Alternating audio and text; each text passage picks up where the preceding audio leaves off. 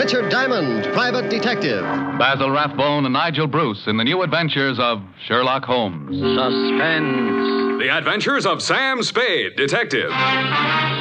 Dragnet. And now, Gangbusters. Welcome to the Film Detective Podcast, where we bring you theater of the mind programming from the golden age of radio. I'm your host, Carl Amari. This time, Sydney Greenstreet stars as gargantuan gourmet detective Nero Wolfe on the new Adventures of Nero Wolfe from 1951. Stick around, we'll be right back.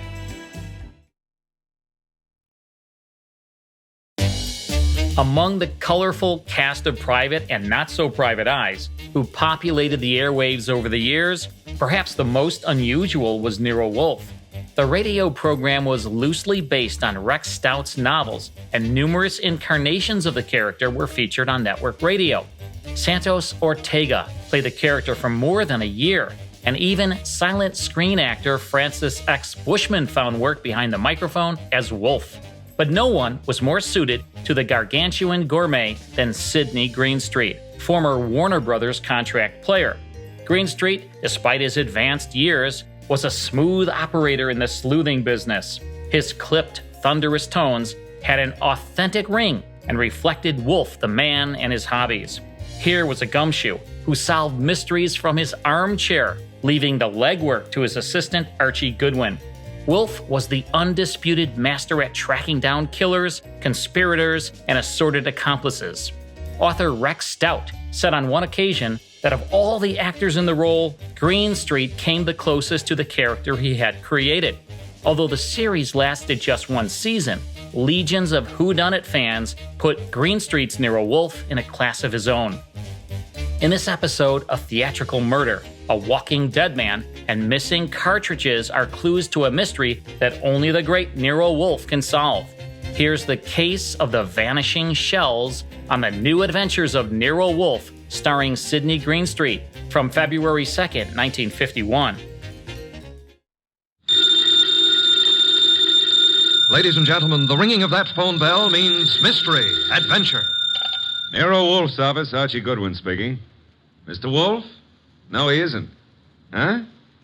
Oh, well, for you, maybe he is. I'm not here. Oh, yes, yeah. He's always here. I've gone out. No. He seldom ever goes out. I won't start on anything tonight. Oh, sure, he'd love to start on a case tonight. What's your name? Oh, that's a beautiful name. Address? Archie, it's another woman hang-up. No, honest. I'm not Mr. Wolfe, but I'm his agent. Yeah, I'll be right over, miss. Goodbye. What's her trouble? Where are you going? Well, she said she's received some threatening notes and she's afraid to leave her hotel. So long, boss.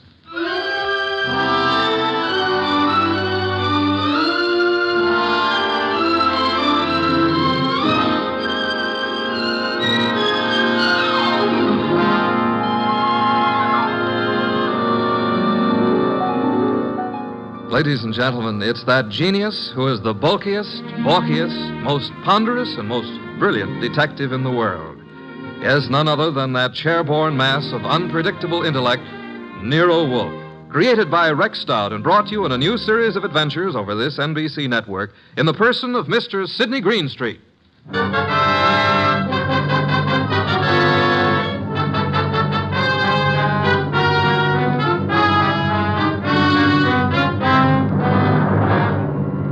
We prefer to call tonight's story the case of the Vanishing Shells. It didn't seem to be difficult at first, but, well, I'm not a stupid individual, but so often I allow myself to become mesmerized by beautiful women. Heaven bless them. Doris Murray was such a woman. She phoned us first late one afternoon about 5 o'clock, then again at 5:30. Very well, Mr. Goodwin, but I would prefer to see Mr. Wolfe. Well, I said I'd be there at 6, Miss Murray. I don't want to talk any longer on the phone. Please hurry. There's someone at the door. I'll see you in the cocktail lounge at your hotel. At 6 o'clock. That's half an hour. Don't fail. Who is it? Emil Stoner. Oh, come in, Emil.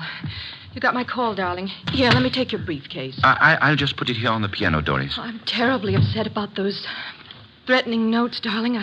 I know it's upset you, too, but I'm determined to find out who it is. I'm not going to let them bluff me out of my first chance to play the star part in one of your shows. But look, Doris, there's that other part. Is that all I mean to you? Well, what can they divulge that'll harm us? What? Several things. And I can't afford... I mean at this time... You're frightened, Emil. Doris, I'm going to give the star part to Paula. Paula! You've been divorced for 4 years. Why? Because I feel she can play it better. Is that what you're going to say? Well, I can act rings around her. Now, look, Doris. I know it's a big disappointment to you, but that's the way it is. Get out. Get out. Go on across the hall to Paula. Give her the part. Louse up your show. She and that playwright of hers. Get out, Emil. But, Doris... You frightened little... Get out!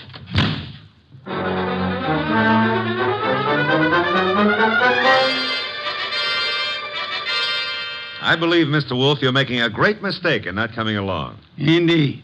I'm sure that what attracts you could not possibly be of interest to me. The gal needs help. Money is money. Girls, money, phooey. Yeah, well, we could have dinner out for a change. They have one of the finest chefs in town at that hotel. You're most impolite. I'm trying to read this book. Poetry. Archie. Yes, sir? Shut up. But we need money. That filthy green cabbage is necessary to our existence. This may be a tough case, you know. You're sufficiently intelligent. Sometimes. If I sat around like you do, I'd weigh 500 pounds, too. Archie, leave the room. Besides, it's only 300. What a way to run a business. Orchids, beer, books. Don't keep the charming client waiting. Okay, I'm going. And always remember there is a telephone.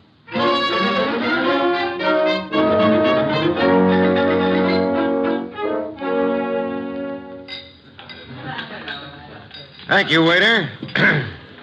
Oh, good evening, Miss Moray. I'm Archie Goodwin. Well, I didn't expect... please sit down. Well, I think I should explain the absence of Nero Wolfe. There's so much of him that it's not too convenient to transport it about. I do all the outside work. And I'm sure you do it well. Mr... Well, you know, some women call me Goodwin and some call me Mr. Goodwin, and, Yes? the unattached call me Archie. Hello, Archie. Oh, splendid. I'm glad to hear it. Now we can get right down to the nasty old business that's troubling you, Doris. First, here's the 500 retainer fee. We thank you. Now, what's the note about? Well, there are 2 notes, both printed by hand. Uh-huh. Will you hand me my purse, please? Oh, sure. Thank you. Oh, I see. Doris Moray.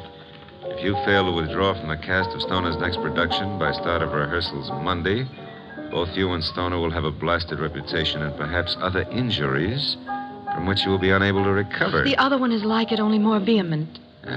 Someone or a group of someones are intent on keeping you out of Stoner's shows, huh? It's too bad. His next one is said to be a sure smash hit and a star-making part for the leading woman. Yes, Emil Stoner wants me to play it.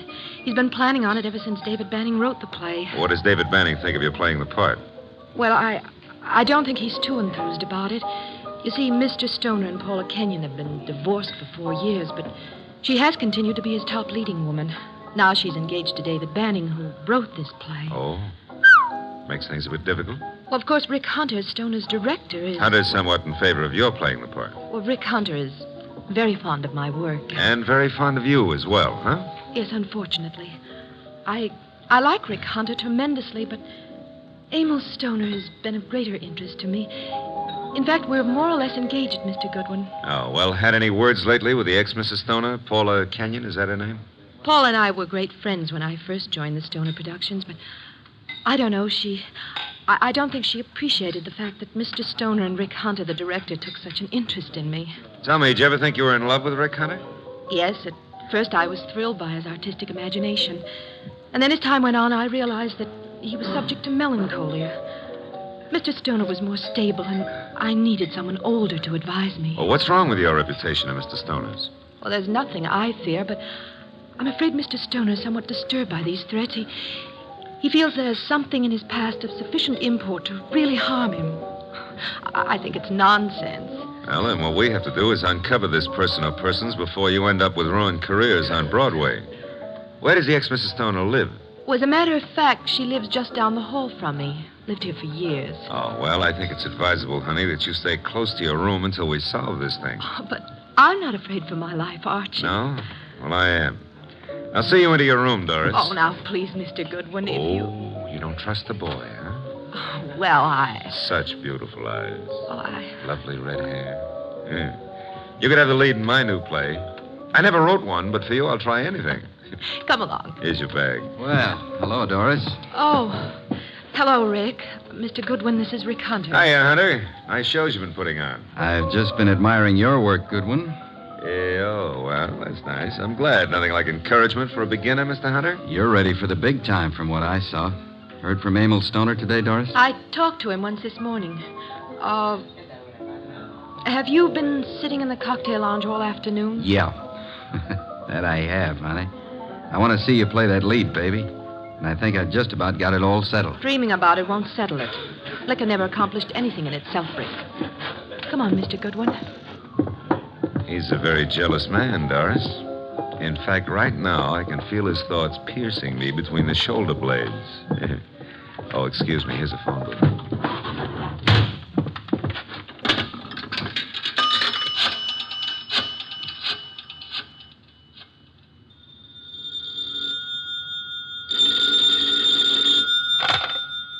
Yes, Archie? How do you know it's Archie? I felt the time was exactly right for you to call. I wish you felt it was time to earn some money. Is this a worthwhile case? Well, she's a beautiful redhead, and, That, of course, makes it very worthwhile. Yeah, well, I got 500 as a retainer. Phooey, a pittance, and probably all you'll ever get. What do you mean by that? She's probably guilty. Now, look, boss, she's the victim. Received notes threatening her reputation and her health if she plays the star part in Emil Stoner's new production. Also, they threatened Emil Stoner likewise. The playwright, Dave Banning, is engaged to Paula Kenyon. Incidentally, she lives here at the hotel, too, just down the hall from Doris. I remember her. And the playwright wants Paula Kenyon to play the part. Well, Archie, you have only the beginning. It is probably too late to prevent whatever is going to happen. Like what, for instance? Have you found a body yet? Call me after you find the body. What body? There's no body. But there will be, Archie. There's always a body where you are concerned. Either a body beautiful or a dead one. Bye.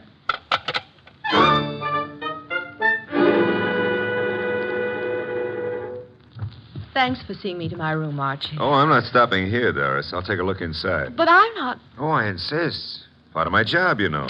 If I fail to take every precaution, Mr. Wolfe would never... Well, look in that chair. Emil. Emil? Emil Stoner? Oh, 3 red dots on his shirt front. Doris, hold on. I'm all right. Yes, I'm all right. All right, sit down. That's it. Now, let's see. The body's still warm. What's this crumpled in his left hand? A horoscope. Between the fingers of his right hand, an unlit cigarette. Monogram PK. Paula Kenyon. This horoscope is for March. Something he picked up from your desk here? I don't believe in astrology. Where'd he get this cigarette with Paula Kenyon's monogram? Poor Emil. Poor Emil. I didn't believe anyone would really harm us. Oh, why was I so stubborn? When did you see him last? Please, shouldn't we do something? Call the police? No, not yet. When did you see him? Why, I saw him this morning. I'm so shocked I can hardly think clearly. Doris. Yes? There's a briefcase here on the piano with a newspaper on top of it. What? Oh, it is. Yes, it's Emil's. He must have left it here this morning. That's strange. Emil Stoner was bald, but... But what? Well, I'm sure he's a man who always wore a hat, but I see no hat. He must have come up the elevator as I went down to meet you. Who would know he'd come up here? Your director, Rick Hunter, he said he'd been in the bar all afternoon. What else was it he said? Thought he had everything just about settled. Oh, no, Rick couldn't. He just... Oh, Mr. Goodwin, I couldn't believe that. I can believe anything about anybody. I learned that the hard way. In my book, everybody's guilty until proved otherwise. Even you, baby. What? Even you. Yeah. A Herald Tribune newspaper. Are you sure you haven't seen him since this morning, Doris? What are you doing? Absolutely nothing. Someone came in here and shot him. Call the police. I insist. Maybe... What? Maybe I did leave my door unlocked. Why did I do that? Well, they couldn't have opened the door otherwise, could he? No. I need a check room, please. Oh, hello. Do you know Mr. Emil Stoner, the producer? You do?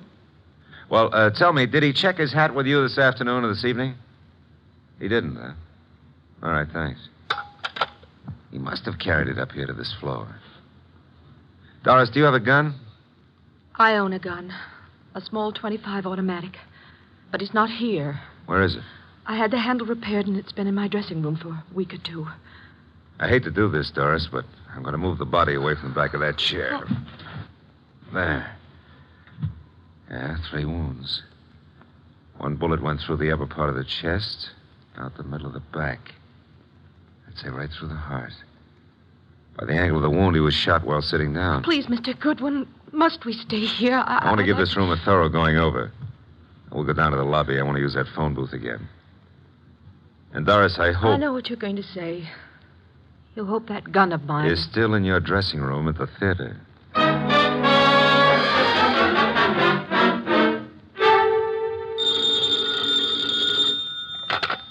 Nero Wolfe speaking. Oh, Mr. Wolfe, may I have your autograph? I'm taking a correspondence course on how to be a detective, and I think you're a wizard. That's so kind of you to say so. I would be just thrilled to have your autograph on the bottom of a paycheck. Why are you calling from a phone booth? What? Who said I was? It's obvious. There's no room tone reverberation. Well, you shouldn't have to ask. You know everything before it happens. You found the body then. It happened just before you got there. Oh, now, look, I took the girl up to a room to be sure it was safe for her to go in, and... Okay. And there, sitting in a big leather chair, was Emil Stoner. Shot 3 times with a small caliber gun, dead about an hour. 1 shot went through the body from the upper part of the chest to the middle of back. Therefore, he was shot while sitting down. The killer was standing, huh? I'm listening. Oh. Well, his left hand was clutching a horoscope folder, and between the index and second finger of the right hand was an unlit cigarette with a monogram on it, PK. Emil Stoner is bald, but there was no hat in the room. However, on the piano was his briefcase, and on top of it, a 4 o'clock afternoon edition of the Herald Tribune. Better look in the briefcase, Archie. No weapon? No weapon. But Doris Murray says she owns a .25 caliber automatic, and it's in her dressing room at the theater. Also, she claims she hadn't seen Stoner since this morning. You found no empty shells about the floor? None. What did you do with the bullet? What bullet? The one which passed through his chest and lodged in the back of the leather chair. Are you there? Boss, I'm a very stupid fella. Stop bragging. The bullet. Boss, there ain't no hole in the back of that chair. I just realized it. Maybe he was standing up. Then the killer must have been on stilts.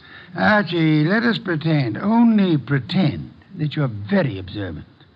Now proceed to Paula Kenyon's apartment, just down the hall, you said, and see what she knows without divulging the fact that Stoner is dead, and look sharp. My gears must be slipping. Archie, do you know what great event will be celebrated tomorrow? Yeah, my birthday. What'd you get me? Cuthbert's correspondence detective course in 4 easy lessons. Bye.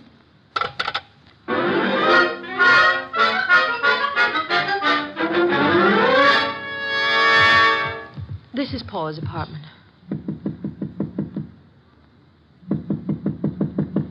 No answer. Let's see if it's open. Oh, there's no one in sight. Come on in. Now, look, if anyone walks in on us, we found the door open and we just came in to wait, huh? Which is the truth, isn't it? Yeah, that's right. Oh. Here on the desk we have a stack of horoscopes, Doris. And a box of Paula's monogrammed cigarettes. Mr. Goodwin. Huh? This is Emil's gray fedora hat. Then he was in this apartment this afternoon. What are you staring at? Oh, small pearl-handled automatic. Yes. .25 caliber. Yeah, it's been fired very recently. We won't touch it now. Does it look like yours? Archie, it is mine. Your initials? I found old Jenkins, the stage doorman at the theater, to look in my dressing room, and... well, my gun isn't there. Did you leave the gun out in plain view in the dressing room? Yes, for several days anyway. Then I put it behind the mirror. I suppose many people have seen it then. I'm sure. I hope, Doris, that your fingerprints are not the only ones on that gun. If they use my gun to shoot him in my apartment, why would they bring the gun back here and leave it in plain sight? Maybe they didn't do it just that way. No? His hat's here, the gun is here, and yet he's dead in your apartment. How can you answer that? Well, maybe he was sitting here waiting for Paula and someone called him out and over to your place and shot him. That's no good. Doesn't make sense. Now, if he was sitting in this chair here and someone entered that door, Hey. What is it? Look in the chair back. Huh? Little round hole. Start looking for some empty shells around here. You find something? No, I want to make a call. If he was shot with this automatic, 3 shells were ejected. They certainly vanished. Nero Wolfe speaking. Archie, I'm at Paula Kenyon's. She's not here. Found his hat, a stack of horoscopes on the desk, box of monogrammed cigarettes, a .25 automatic which belongs to Miss Moray, recently fired, but not an empty shell in sight. No blood, but a single small hole in the back of the chair near the desk. Doris Moray is with me. I will call Inspector Kramer now about the body and have ballistics check the bullets with the gun. And the bullet in the chair back? Did you find anything of particular importance in Emil Stoner's briefcase? Yes, I found... Never mind. Bring the girl here at once. Okay, boss. Say, don't you think I'd better wait for Paula Kenyon? Uh-oh, here she is. Bye. Bring her along, too, if you can. Goodbye. Hello, Paula. Well, Doris, what are you doing here? I wasn't aware that I left the door unlocked. Seems to be contagious this evening. I left mine unlocked, too. Hello, Dave. Miss Kenyon, Mr. Goodwin. Hello, Doris. Hello. Archie, this is Dave Banning, the playwright. How are you, Mr. Banning? How do you do? I've heard all about your new play, and I wanted to meet you. Doris thought you might be over here, and the door was ajar, so we, well... I just walked in. I hope you don't mind, Paula. Certainly not. I'm used to people just walking in. We were here a while ago, went down to the cocktail lounge for a while. When does the play open, or have you cast it yet? Mr. Stoner handles that part of it. Are you a prospective investor, Goodwin? Oh, I've had a number of flings in the business. Matter of fact, I expect to see Mr. Stoner tonight. You do? Tonight? Here? I don't understand. What's this fencing all about? Doris, you're not just visiting me. We've hardly spoken for... Oh. Is that your gun, Miss Kenyon? It's yours, Doris. Yes, that's right, Paula. It was in my dressing room. When did you see Mr. Stoner last? But I haven't seen him today. I had lunch with him. Why? What hat did he wear at lunchtime, Mr. Banning? Why, the gray fedora. How did it get here? That's Emil's. What is this? What are you two doing here? Where is Emil? Come on, cut out the melodramatics. Mr. Stoner is dead. He's what?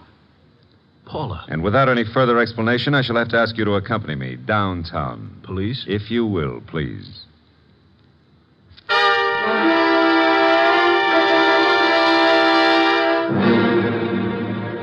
They're still in the front room, boss.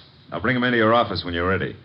Yes, Archie. I'm sure they're all anxious to talk. They've been sitting there for an hour now. Maybe we ought to make some sort of explanation to them, huh? Why? This sort of technique should work very well in this particular instance. Yeah, but I don't know about that director, Rick Hunter. He may be difficult. Does anyone know that you found the completed and signed contract in the briefcase? No one. Mm-hmm. Good. Now we have the threat notes, the contract, the afternoon newspaper, the briefcase, the fedora hat, the gun, no ejected shells, the horoscope, the cigarette, and the 2 chairs. One with a small hole in it. Come in. Ah, Inspector Kramer at last. What have you? Well, we covered every inch of that place and didn't find a single empty shell. There were 2 bullets in the body and the one that passed through him into the chair back in Paula Kenyon's place. They were all 3 fired from Doris Moray's little automatic. Any fingerprints on the gun? None but Doris Moray's. Not unexpected, to say the least. The bullet that was lodged in the chair in Paula's place went through his heart. Now, he was apparently shot in her room, but... But how did he get into Doris Moray's place? I'll be able to explain that when we locate those 3 empty shells, Inspector. Bring our guest in, Archie. Come in, please. Ladies and gentlemen, Mr. Nero Wolfe. Miss Paula Kenyon. Hello. Miss Doris Moray. Hello, Mr. Rick Hunter, the director. How do you do? David Banning, the playwright. How do you do? Won't you be seated, please? May I present Inspector Kramer of Homicide? How do you do, Inspector? Mr. Wolfe has asked you here to give such details as you recall, which might be of assistance to him in the solution of the murder of Emil Stoner. Mr. Hunter, as the director, whom did you favor as the star of your next production? Why, Doris Moray. You have been deeply interested in Miss Moray, Hasn't done me much good. but you do love her. I do. And you are deeply interested in the progress of her career. I am, most assuredly. Did you know that Mr. Stoner had made out and signed a contract for a certain woman to play the lead in the new show? No. You knew that Doris Murray had a gun in her dressing room? Yes. You were in the hotel cocktail lounge all afternoon until you met Doris and Mr. Goodwin? Yes. And you could have seen Emil Stoner enter the lobby and go to the elevator? I could. Could you prove that you never left the cocktail lounge until you met Doris and Archie? Maybe not. Did you see Mr. Stoner go into the elevator? I did. Mr. Banning, you wrote the new play. Were you in favor of Miss Murray playing the part? I know. I felt Paula Kenyon was better suited for it. You and Miss Kenyon are engaged to be married. Yes. If anything happened to Mr. Stoner, you, as next in line, could assign the role as you saw fit. That's correct.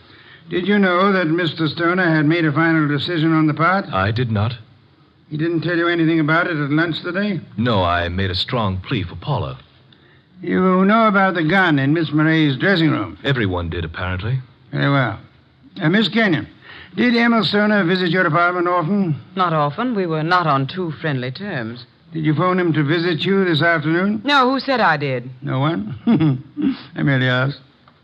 Were you, by any chance, still in love with Emil Stoner? Now, see here, I don't appreciate that kind of Just talk. relax, Mr. Banning. I was not in love with Mr. Stoner. That was over. You and Doris Murray were at one time very friendly. Yes. Till I found out how two-faced she was. Emil was a fool to fall for her, but you couldn't tell him anything. All she's interested in is a career. You're not interested in your career, Miss Kenyon. Well, yes, in a way. You wanted the star part. You phoned Stoner this morning. Yes, but he said he was going to give it to her. You knew about Doris's gun? No, I You didn't. recognized it immediately, boss. Well, yes, I knew. What if I did? Then you wrote these threatening notes to Miss Murray. I did not. I did not. You didn't know the contract had already been signed? No. Then you still had a motive to kill him. I wrote those notes. She had nothing to do with it. You can check them on my typewriter. We know, Mr. Banning. We've already done it. I know how it looks, but Paula didn't do it. I knew he was coming to her place. I called him. I knew Paula was out. I did it. If so, what did you do with the ejected shells? I threw them away. How many? 3. Oh, no, David, please don't. I don't believe you, Mr. Banning. Miss Murray, did you know the contract had been made out and signed? No, You're lying, Miss Murray. You said you didn't see Stoner this afternoon. I didn't. You called him and asked him to visit you. You did get the threat notes, and they frightened you. But you didn't know they would frighten Stoner. I did not phone him, nor did I see him. Yes, you did. His briefcase was on the piano. And he was there in the late afternoon because he brought with him a 4 o'clock edition of the Herald Tribune. What if he was there? I didn't kill him. He told you then about his decision. He left hurriedly, forgot the briefcase, and went to Paula's apartment to wait for her. That's not true. That's not true. Filled with rage, you got your gun, which you said had disappeared from your dressing room, then calmly put it into your bag, walked across the hall, and shot him as he sat reading a horoscope. No. Archie, a handbag. Thank you. Notice, I run my finger through a hole in the corner. She fired through the bag. And see, 3 empty shells. No. And here's the contract made out to Paula Kenyon. Too bad, Miss Murray.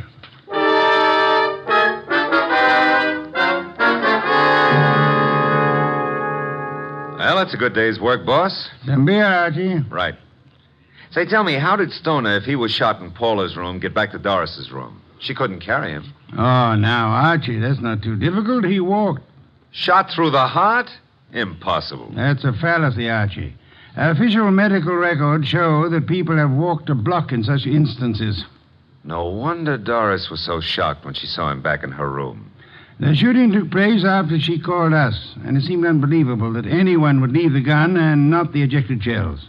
Ergo, the gun must have been concealed when fired. Yeah. Paula would have no reason to do that, because she was in her own apartment. And these men are not the type who would have fired through their coats. And Doris, before she started down the hall, would naturally conceal the gun, huh? In a handbag. Where else? Boss, midnight. It's another day. I'm a year older. Yes. Cuthbert's correspondence detective course in 4 easy lessons. Happy birthday, Archie.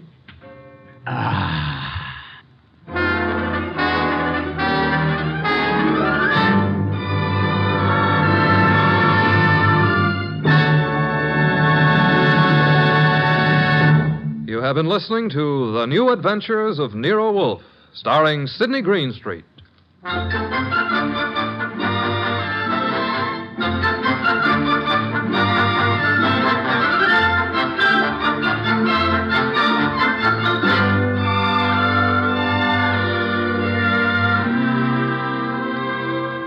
Tonight's transcribed story was based on the characters created by Rex Stout. This is an Edwin Fadiman program, produced and directed by J. Donald Wilson. In the cast were Gerald Moore as Archie Goodwin, and Gene Bates, Betty Lou Gerson, Bill Johnstone, Peter Leeds, and Vic Perrin. Next week at this same time, Nero Wolfe and Archie will bring you The Case of the Party for Death. Don Stanley speaking.